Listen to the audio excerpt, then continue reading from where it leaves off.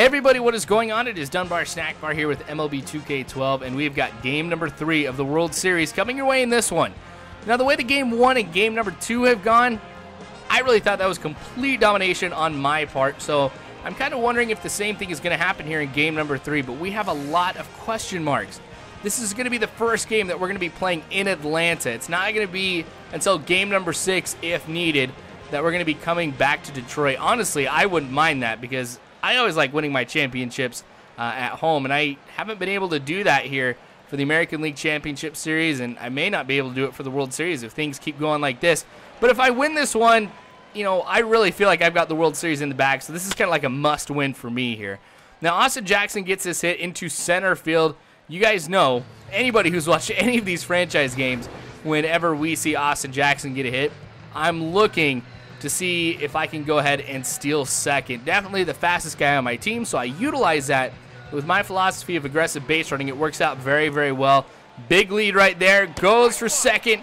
He's going to slide feet first and get there with no problem at all. But I do make one mistake. In the batting lineup, I didn't put Johnny Peralta in the number 2 spot. So I think I had, gosh, I can't remember who I had batting second, but it was a lefty. And I can't really go to third when I have a left-handed hitter in the box. I need to have a right-handed hitter in there because then the catcher has to get out of the way to make the throw over to third.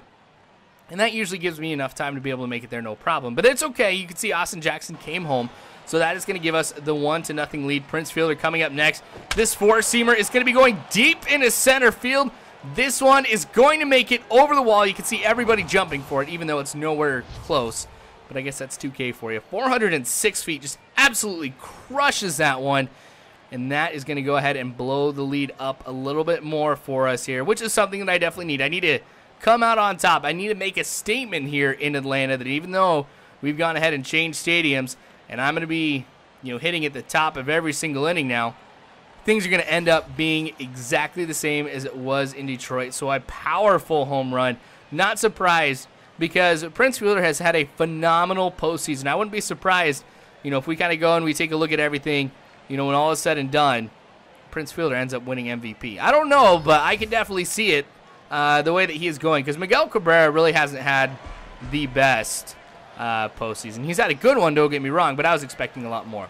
Anyway, still in the first inning. This time we're in the bottom of the first with 2 outs. Miguel Cabrera letting another one go past him. Now, I don't know if this happened with some kind of patch or whatever, but there's been a lot of ground balls that go over to third base. It's like right to the third baseman, but they don't stick their glove down in the dirt to try and get it. So it just rolls right on into left field, and it is absolutely annoying because now I've got somebody on first when I really shouldn't. In fact, Dan Uglas shouldn't even be at the plate right now. He should probably be at second base where he plays, but that's okay. We'll see if we can get out of this jam here. I wouldn't be surprised. Roy Oswalt, you can see on the mound for me here. Again, just always iffy whenever he is on the mound. But lately, and I'll give him some credit here, lately he's been doing pretty good. Because I know when I've got Justin Verlander and then I've got Chris Carpenter, I know with those two guys, I'm set. Usually I'm going to be coming away with a win with those guys. But Oswalt, like I said, it's about 50-50 with him.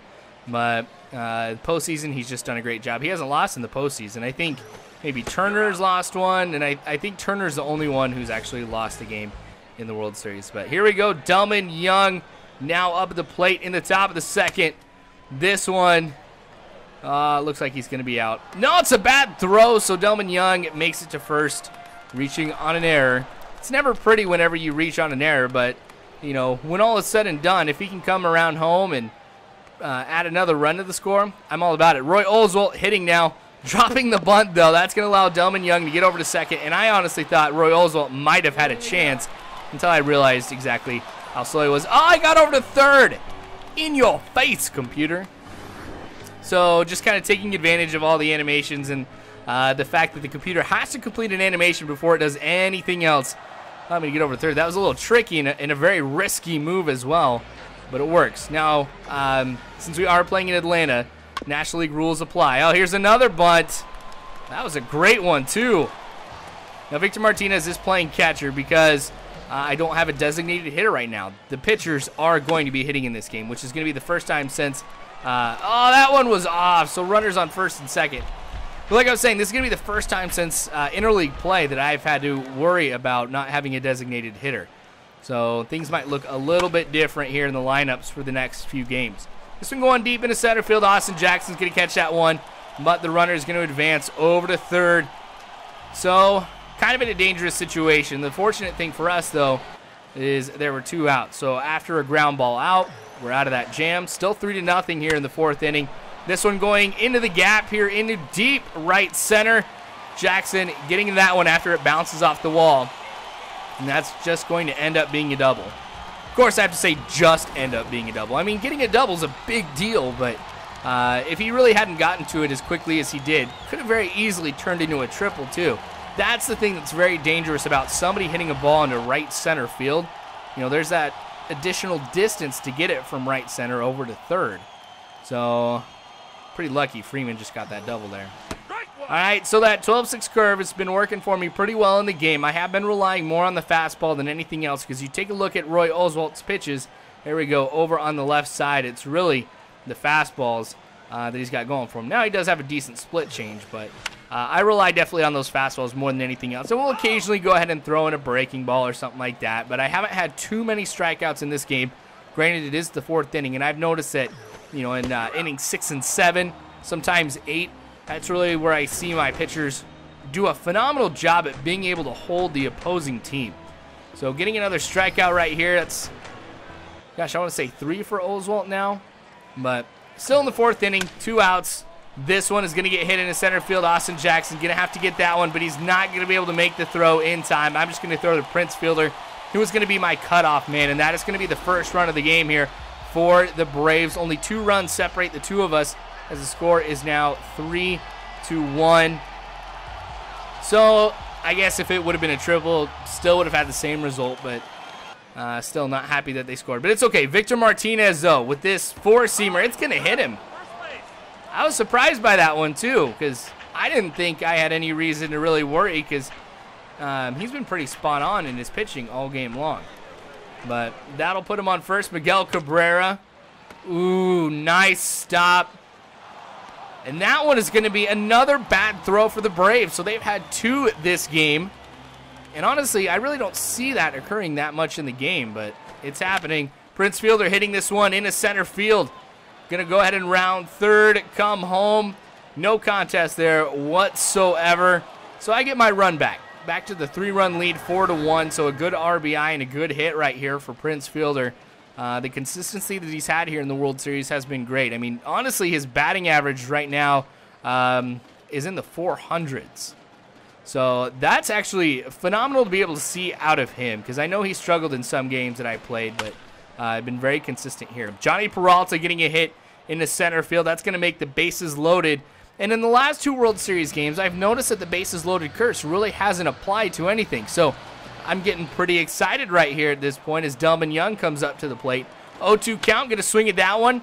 Again, I am able to get some runs off of a hit. This could end up being 2 runs, and it is. So this is what it feels like to be able to get base hits whenever the bases are loaded. And I'm finally able to reap the rewards of getting those base hits as well. So you guys have heard me say I wish I could go ahead and see what my batting average was when the bases were loaded. While I still would like to see that, I'd like to go ahead and compare it to when the bases have been loaded here in the postseason. I think that'd be kind of interesting to see. Well, I guess in the World Series. It's probably ridiculously crazy. But Chipper Jones. Oh, Austin Jackson diving for that one. That is going to go ahead and end the inning, and that's how you have to end an inning. That was pretty cool. 7th inning now, Miguel Cabrera letting that one go for ball 4.